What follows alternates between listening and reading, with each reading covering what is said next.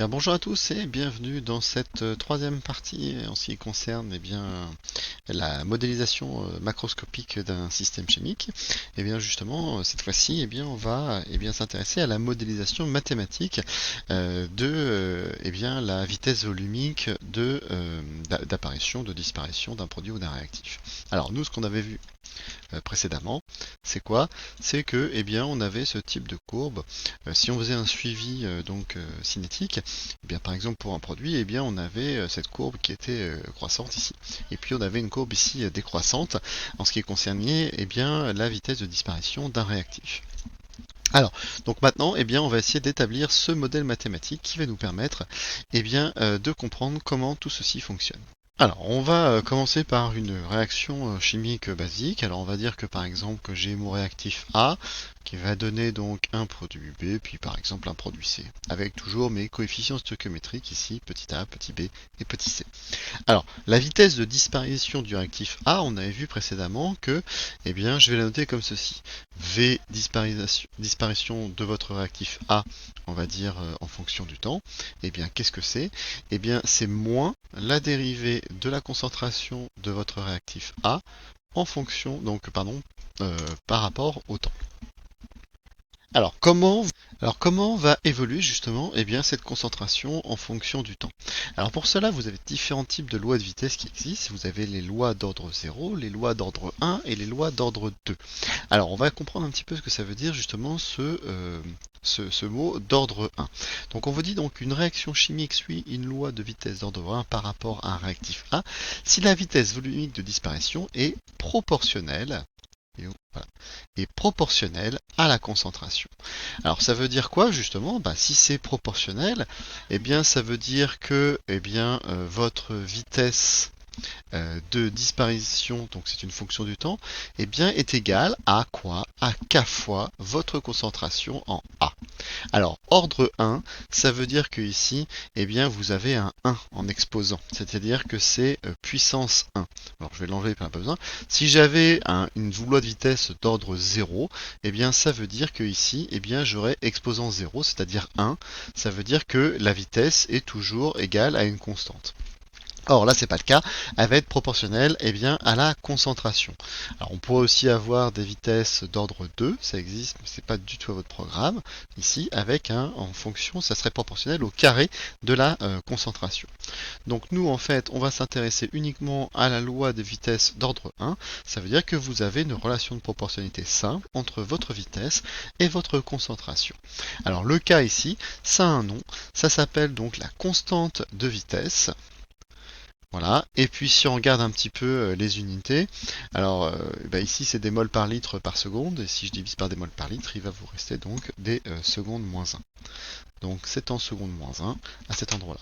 Donc j'ai deux équations, regardez bien, j'ai la vitesse qui est égale à k fois la concentration, et la vitesse qui est égale à moins d2a sur dt.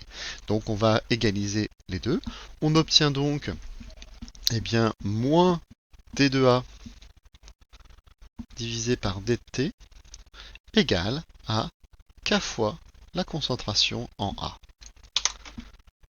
Voilà, ou alors, si je passe tout du même côté, on va obtenir donc que j'ai d de A sur dt plus k fois la concentration en A est égal à 0. Alors, qu'est-ce que l'on a ici? Là, on va reconnaître une équation particulière, puisque moi, ce que je vais vouloir déterminer, c'est la concentration en A. C'est ça que je veux. Donc j'ai dans la même équation la variable A et la dérivée par rapport au temps. Ça, c'est donc ce que l'on appelle une équation différentielle.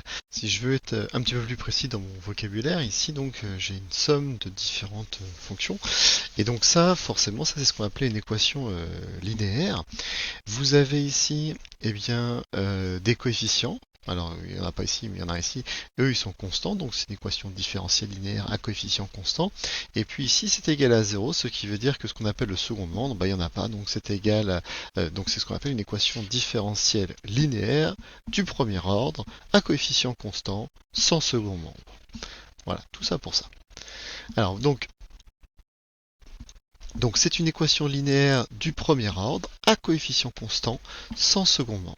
Bien, ce que je vous mets là ici, voilà, toutes les notations ici sont pas, en mon avis, pas forcément ça à savoir. Je vous le mets parce que c'est plus rigoureux de mettre ça comme ça. Après, savoir que c'est du linéaire, premier ordre, un coefficient constant en seconde, c'est un petit peu anecdotique. Alors, je vais quand même faire un petit point ici sur ce que vous écrivez en mathématiques. Alors, en fait, cette partie-là que je vais faire ici en vert, hein, si c'est généralement en mathématiques, vous écrivez ça donc y'. Et ici, ce que je vais marquer ici, par exemple en rouge, eh bien, c'est plus a y. Et donc ici, c'est égal à 0. Donc c'est ce type d'équation différentielle qu'on va vouloir résoudre. Alors en fait, souvent, ce qu'il va falloir, c'est connaître la solution. Je vais vous la démontrer après comment est-ce qu'on fait pour la trouver, parce que celle-ci est assez simple à trouver. Donc les solutions qui sont, comment dire, à connaître, pour moi quasiment par cœur, pour que vous puissiez la résoudre. Alors celle-ci est assez facile puisque, eh bien, sa solution a donc pour expression, eh bien, alors, c'est la concentration de A est égale à quoi? Eh bien, à une constante petit c exponentielle de moins kt. Voilà. Donc ça, c'est comment dire une solution de votre équation différentielle. Avec c, c'est quoi? Eh ben, c'est une constante d'intégration. Donc est une constante. C'est une constante d'intégration qu'on va déterminer un petit peu plus tard. Voilà. Alors ça, on peut le démontrer. Je vais vous montrer. Je pense pas que ce soit à savoir par cœur, mais on peut quand même le faire pour que je vous montre un petit peu comment ça marche. Donc je vais repartir de cette équation-là, et puis je vais essayer de trouver une solution ici. Alors, on va marquer ici donc démonstration.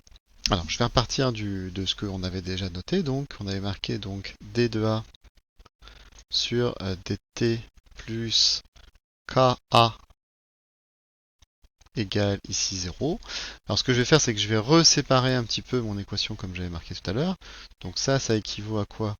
Eh bien c'est d de a en concentration sur dt égale à moins k concentration en A.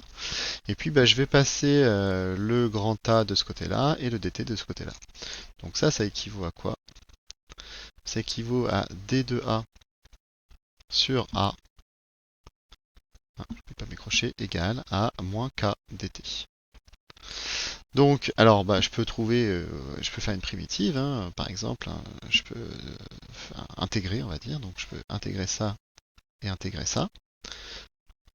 Ce qui veut dire que, eh bien, j'ai ici, c'est assez facile à trouver hein, de ce côté-là, puisque cette primitive ici, c'est moins kt, plus une constante, et ici, eh bien, c'est la primitive de 1 sur x. La primitive de 1 sur x, eh bien, c'est ln de x.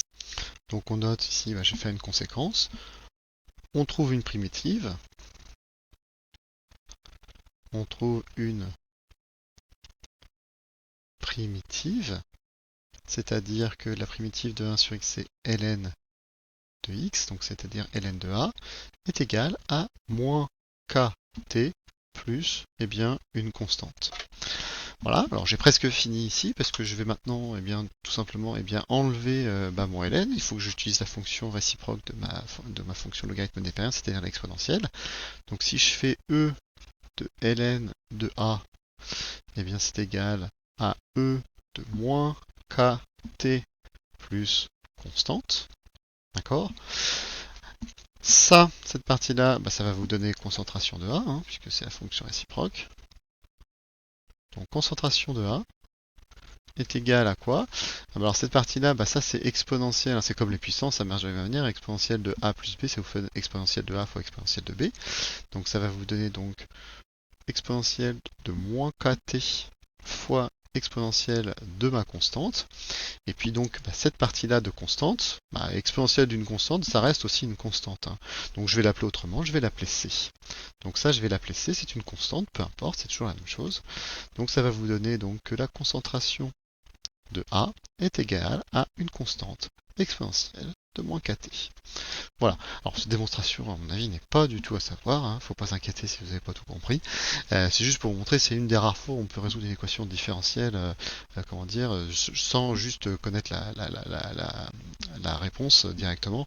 Ça, pardon. comment dire, ça c'est à connaître, hein, voilà, et puis là je peux vous montrer une fois qu'on peut la résoudre assez facilement. Il existe des équations différentielles qui sont encore non résolues, hein, donc c'est assez compliqué à faire. Alors, ce que vous, par contre, vous devez savoir faire, c'est savoir déterminer la constante qui se trouve ici. Donc, il faut bien se rendre compte d'une chose, c'est que la constante, elle se détermine toujours par les conditions qu'on appelle initiales. Donc, il faut toujours partir de ce qu'on appelle la condition initiale, c'est-à-dire qu'à la date t égale 0, qu'est-ce que je connais? Alors, qu'est-ce que je connais? Eh bien, à t égale 0, je sais que ma concentration ici est égale à la concentration au temps 0, c'est-à-dire ma concentration initiale. D'accord? Donc ça veut dire que je vais pouvoir réinjecter ici avec t égale 0 dans mon équation qui se trouve ici. Je vais réinjecter ça à l'intérieur. Donc ce qui va vous donner quoi? Ça vous donne que la concentration de A est égale à C exponentielle de 0. Cette partie qui se trouve là, je vais l'encadrer. Celle-ci, eh bien exponentielle de 0, c'est égal à 1. Ça veut dire que ma constante C, eh bien, C, j'ai oublié le petit 0, C, c'est égal à 0. Donc globalement, je vais pouvoir remplacer ça à l'intérieur, ce qui veut dire qu'on en déduit la loi d'évolution de la concentration du réactif d'une réaction d'ordre 1. C'est quoi? Eh bien, la concentration ici est égale à la concentration initiale exponentielle de moins kT. Voilà, ça c'est la solution, c'est ma solution à mon équation différentielle. Alors quelque chose que je n'ai pas dit tout le temps, hein, parce qu'il faut faire attention, le A ici, hein, j'aurais pu l'écrire A en fonction de t, puisque ça c'est une fonction du temps. Je ne l'ai pas marqué ici entre parenthèses t pour ne pas surcharger les notations, pour pas confondre ici, hein, mais il faut bien comprendre que cette partie-là c'est une fonction du temps. D'accord? Voilà. Alors j'en ai terminé pour cette partie, puis dans la prochaine on verra le temps de demi-réaction. Voilà, je vous dis à bientôt et au revoir.